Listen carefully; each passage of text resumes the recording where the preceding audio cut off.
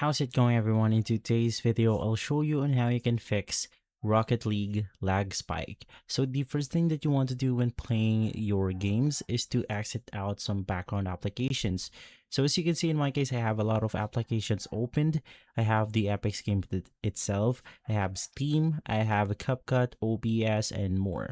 So just make sure that you have cleaned out your desktop application because it can actually take resources away from the game itself. From there, let's navigate through the game, and then you'll want to try to lower down the graphics preset. So with this one, it will make the game handle or perform better on your computer.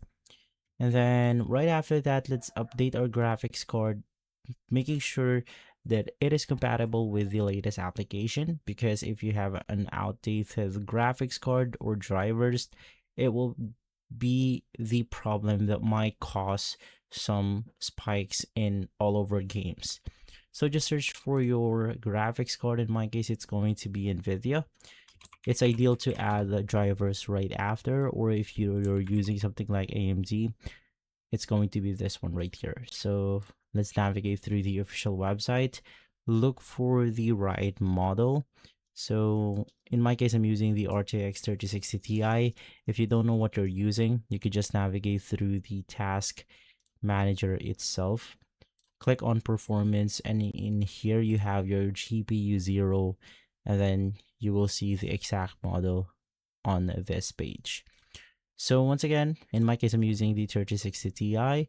Just download, install the latest drivers from the official company, and then there you have it. You have successfully fixed the Rocket League lag spikes.